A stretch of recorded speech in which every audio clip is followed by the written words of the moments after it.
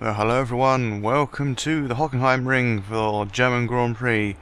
It's Season 4, Race 10 of my F1 2012 career mode. I am LoveSpuds, and today we need to finish first. Another good qualifying on the cards. This is one of my better tracks against the AI. Believe it or believe it not, this is Legend AI, and the times seem to be a bit slower than they would be in real life anyway. It's kind of weird. I did try and look up 2012's qualifying times, but that didn't really work, considering I think it was wet last year, so that's why there was some strange times. So I was just wondering about the times of the AI here, because my best times are 1:17. We're looking at 1:16s for the AI up the top there, and I swear the cars are faster, as I just did a bit of corner cutting there that the game didn't notice. It just seems that I'm really fast on this track. Yeah, if it was real life, I would probably be a backmarker car. But still, we can see what we can achieve going across the second sector somewhere here. Yep. 6/10 up in Raikkonen. So, it's looking good for the pole. I do like this old section of track though, it's pretty nice and flowing for me. I don't seem to have many issues with it. Car into the start-finish line now. 3 minutes to go. 1:16.5. Yeah. Okay. Yeah. 1:16.5 was my time. Yeah. 1:17s. I swear they should be faster than that. So that's why I was quite surprised at being 7/10 quicker than Kimi Raikkonen in the Lotuses. Yeah, Lotus is second and third. They're right behind me. Yet they have been outperforming me for some of the season. Yeah, I just think it's the inconsistencies of the AI, I suppose. But there we go. Starting on pole. Gonna make the first corner quite easily. Yeah, I've already made up a huge amount of gap, because for some reason they do love to be slow on that first corner. Especially when they're not under any particular well, sometimes when they're not under any particular threat, they will just be slow anyway. So they go 1.4 seconds. I've broken DRS already. Oh dear. Right. Anyway, this is going to be one of those races where I'm going to be mostly at the front, just so you know. But it's not a clear-cut thing. You'll see about midway. It's not another pit stop thing. Don't you worry. It didn't dick me over again. So. Absolutely naffle has been going on in the world of F1, so I don't know quite why I'm even doing a commentary on what's going on in the F1. I should be probably concentrating on the race, but unfortunately it's one of those days where I'm at the front and I do need to get these videos out a bit quicker. So unfortunately this may be a bit of a boring one, but you never know. I was just looking at the young driver test news that was well, driver test being 17th to 19th of July, I think it was. I think that was. I did read that somewhere, I believe. Oh, excuse me, I've just woken up. It's not. How professional is that? Right. Let's keep that up so I can know what's going on. Yeah, 2 seconds to Raikkonen. Doing well. So yeah, I was just looking at young driver test stuff, seeing that Pirelli had revealed the tyres a few days ago, which I'd missed. 8th of July. Well, it was only about 4 days ago. Whoops. Oh, well, it doesn't matter. So they're going to bring medium and hard compound versions of the new look tyres to the young drivers test. Basically, the race drivers that are taking part in the test are only allowed to test tyres, nothing more, and the young inexperienced drivers can do what they normally do, but it does mean their time is a bit more limited, considering they're not going to extend their test by a day or so. So the real losers of that are the inexperienced drivers, which hardly ever get a chance to drive in the cars anyway with the testing ban. But it should be better next year, because I think they have allowed it.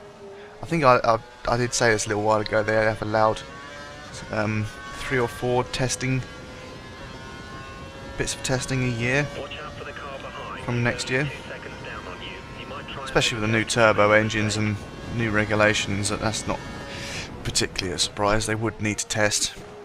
And it would be better if they were allowed to test as well, because the amount of money they apparently save by not doing testing is negated by all the bloody research they have to do in wind tunnels and simulators. So there's no bloody point really. They might as well just go out and test the actual car. So I'm glad they are starting to see sense again. And then also the inexperienced drivers get to play with the car a bit more, which is nice. So basically all the development drivers are doing are just sitting in the simulators. They're just sitting around on the pit wall every weekend, just not doing very much in way of driving an actual car, which I suppose is not what they really want to do, but I suppose at least it gives them a shoe in the door of Formula 1. So if they could just hang on to next year, they'll be able to.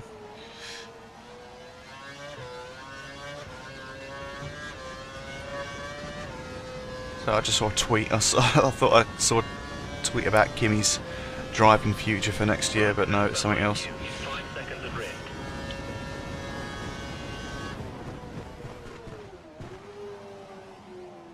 Kimi Räikkönen is going to be at the young driver test. Yeah. Interesting. I'm sure he would want to go. He would want to get on top of the tyres, especially being an outside contender, a sort of dark horse for the championship. That's how Kimi is this year and last year. It's just that dark horse, because the car does have its brilliant moments, but it's not consistently on top of the others.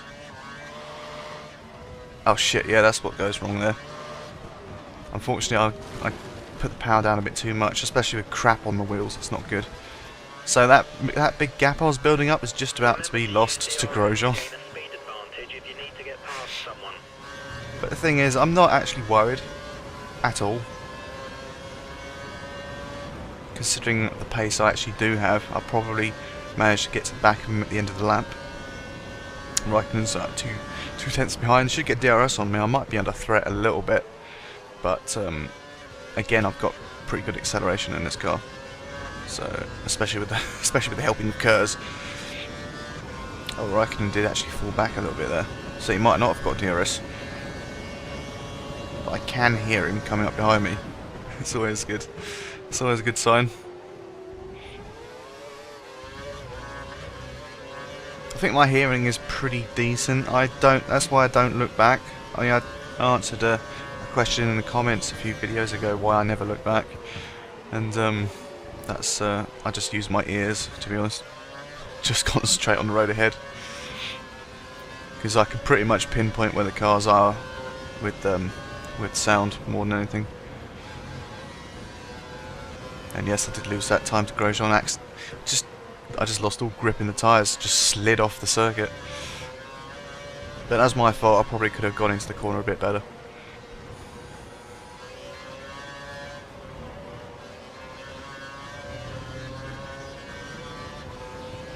We think the car behind is running on 4 revs. He's trying to close the gap. Corner cutting. That's pretty easy to do on that first corner though. Especially with how inconsistent I am with my driving inputs.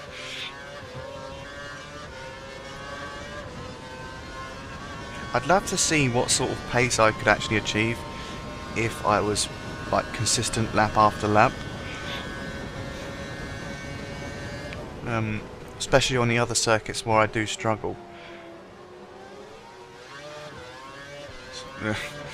The only track I'd love to improve on is Monaco. If I had improved on that to a point where I wasn't hitting the barriers every 5 minutes, or every 5 seconds, should I say. I didn't do too bad this season. It's not, could have been worse, but I still was like really off the pace. I was just holding everyone up. But it would be nice to see what I could actually do if I got my act together on that one. But then you got tracks like this where I'm just blitzing the AI. It's just kind of weird. I can't wait to see this so-called improved AI in the next game. That reminds me, should maybe look up, Crew are ready for you at the end of this lap. Hit this lap. try and have a look at Twitter. Oh god! Oh, sorry guys, I keep yawning. Just try and look up Steve Hood as I set the fastest lap. Steve Hood, the bloke who is basically in charge of the F1 game, creative director. He's just ahead of Alonso. Push it. Don't let him catch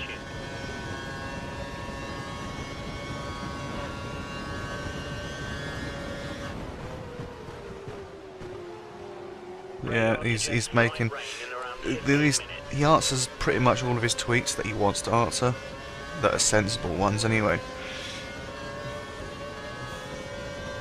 And he's not going to answer spam, that's for sure.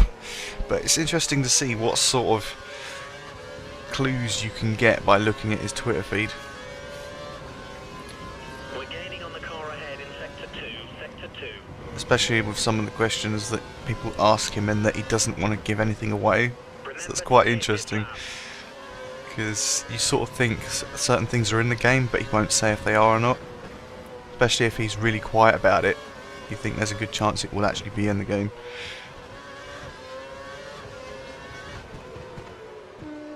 Especially like things like classic content, like old F1 cars.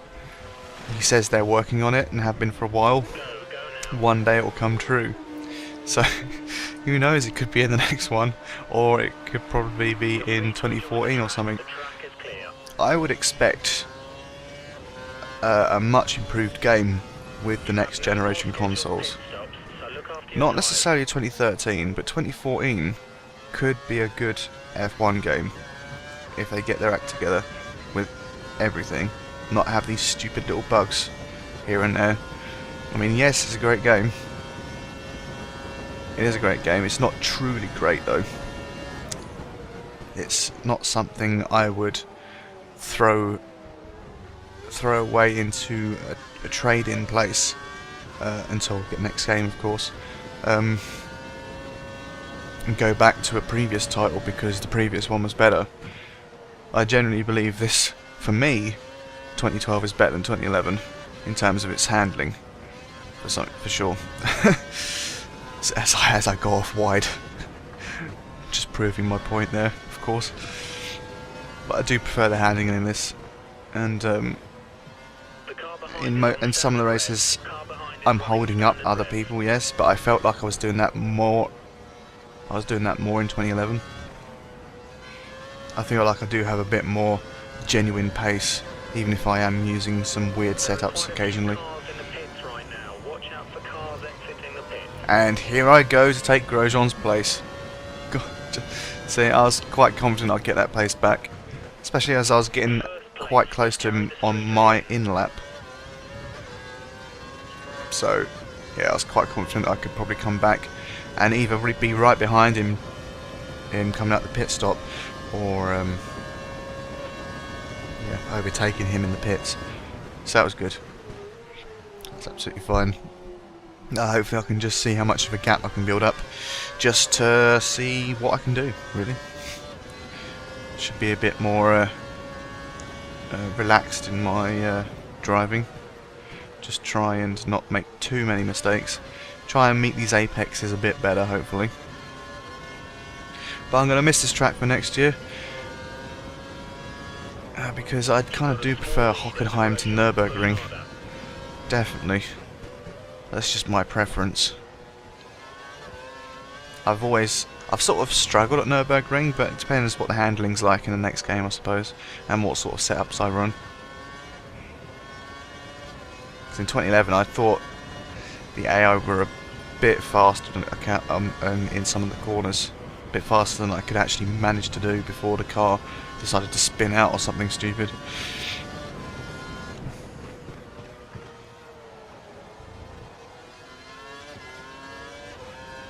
That's interesting. Yeah, so they will. Just looking at the Steve's Twitter again. Someone asked, "Are you going to make it so that Mercedes race pace isn't as good as their qualifying pace?" And he goes, "Yes, Merc suffer additional tyre trouble in races." So that's interesting. So you could have blistering pace, and you could end up being struggling quite a lot in the races. I don't know what it would sort of be like in the races that I've been doing, the 25% distance. But maybe over a race pace, it would be quite a challenge. For example, if someone was to start their career at, well, not start their career at Mercedes, because I don't think you can still do that. Still do that? You could never do it in the first place. I managed to get there in Season 2, so, you know, will they, in the career, would they improve their tyres, or will it just be blanket the same across the whole career? Because the cars currently are sorted in tiers, performance tiers. You sort of see the usual suspects at the front. Occasionally, like someone like Red Bull slips down into the midfield. That's what I like about the randomness. But will they improve their tyres? I don't think they will. I don't know, it'd just be a performance thing again, I guess. Because when I was at Mercedes, I did get a few emails through saying that the tyre wear still isn't great, but it's okay. But I think it did improve ever so slightly. It was just amazing that I managed to bloody win the championship in that season. But, oh well. We'll see what happens. You've got a small lead over Grosjean. Push harder. Small lead over Grosjean. Yeah, I've sort of built that gap up now to just a slither over a second. They're up to full revs now, so they'd be trying harder. Where's Jensen? 1, 2, 3, 4, 5, 6, 7, 8, 9. I think he's at the edge of the top 10. Like 9th or 10th maybe.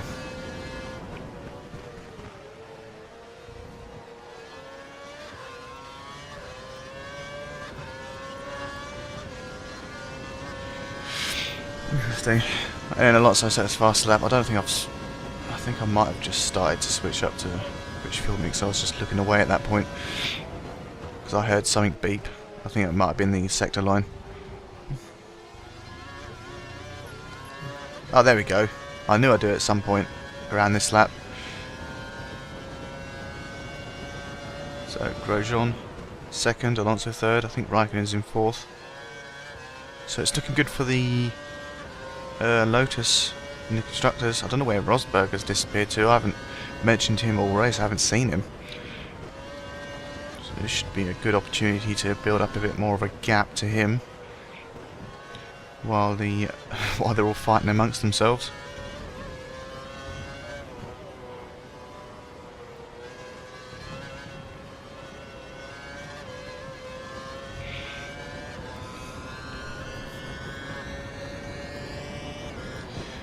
Apparently there's going to be some news next week about the next game.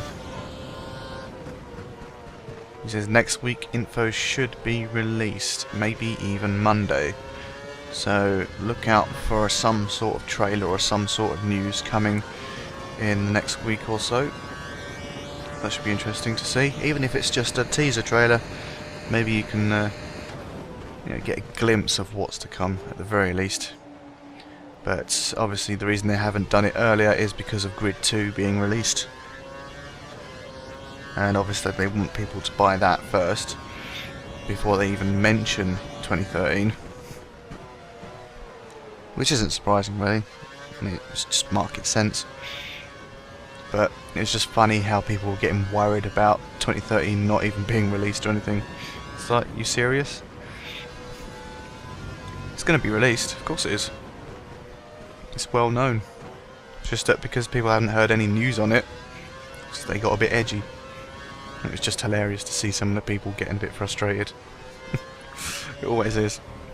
Especially on Twitter. People just get so angry.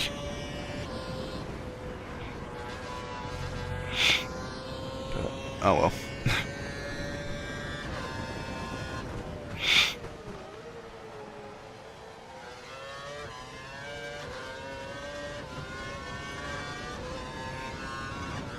And obviously it's not coming to the Wii U. Did I really just see someone ask that? Hopefully you will release a Wii U version as well. You can port it cheap, fill the gap there and make some money. Yeah, sure. Like it would run on the Wii U. Especially with the next generation consoles as well coming out.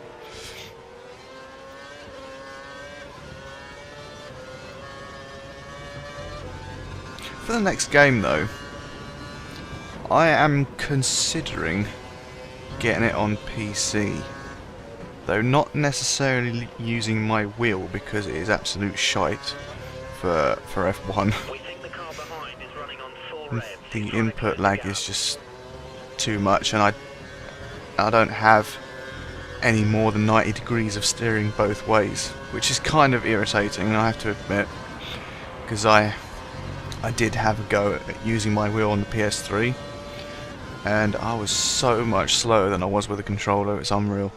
Even after quite a bit of practice, I never got within what I can achieve at the moment with my controller. Now the reason I'm considering getting it on PC is if they've got full controller support, which I believe they do for the 360 controller in this game, then I might just get 2013 on the PC, get to see the graphics at their absolute best, and I'd be able to use my PS3 controller because I have a tool that allows me to plug in my PS3 controller and make the game think it's probably a 360 controller, which is pretty cool. That's what I used on MotoGP 13 and it seemed to work really well.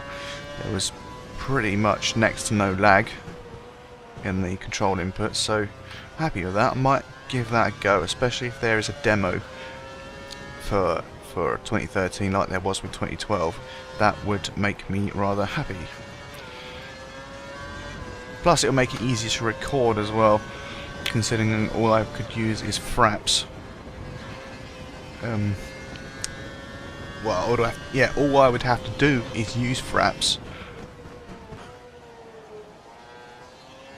as I do have DxTory, but it doesn't seem to work very well for some reason. And the only good codecs that I have on DxTory push out the same sort of file sizes as Fraps anyway, so I thought, fuck it, I'll just go use Fraps. I know it works. I've got the space on my hard drive.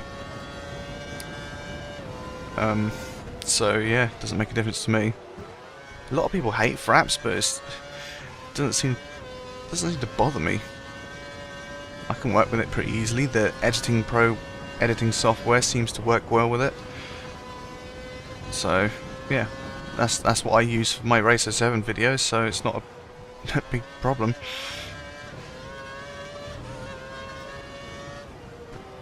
And I won't have to set up my HD PVR either, so that's always a bonus.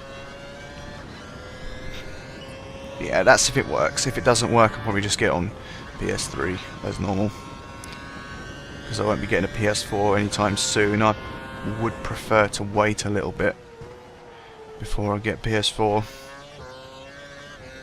considering the jump in graphics is not going to be that much anyway, especially with the titles we're getting at the moment, and then the next titles that are going to be released on the launch of the consoles.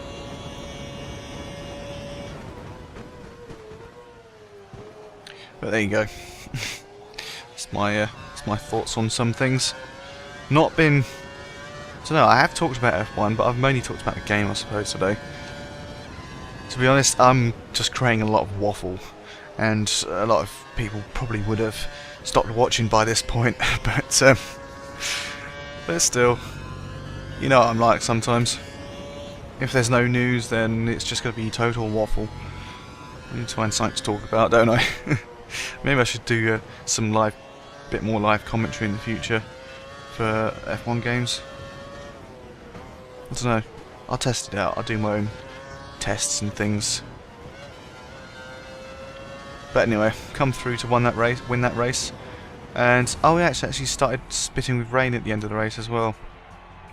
That's the first glimpse of rain I've actually seen this whole season in the race. And then it comes at the end of it, which is fine by me because it didn't affect me at all.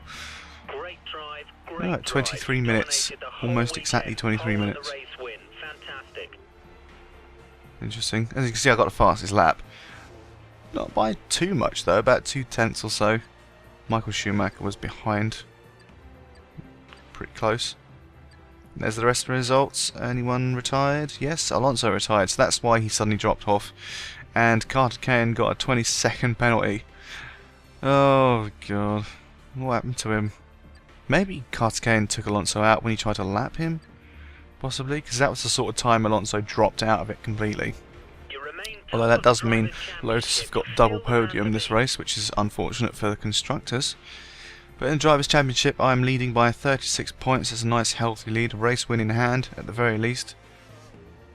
So it's looking good. They're all fighting amongst themselves underneath me. That's just how I like it. And Jenson Button scored some points again, I think. But he's definitely in 9th there with 32. So he is at least contributing a lot better than Massa was last season.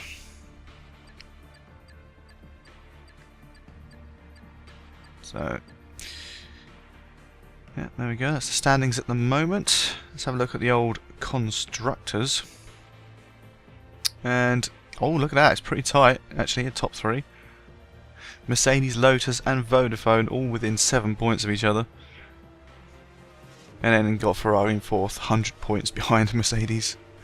So, yeah, not great for the Ferraris again. But it does mean that McLaren might each actually have a chance of hanging on in this Constructors this year. Just depends on the results of Jenson. But still, half the season to go, just about halfway now. In my last season of the series. But anyway, finish this video with a win, my 5th win I think. But yeah, join me next time for round 11 in Hungary, where I bet it's gonna bloody rain. I'll see you next time, guys.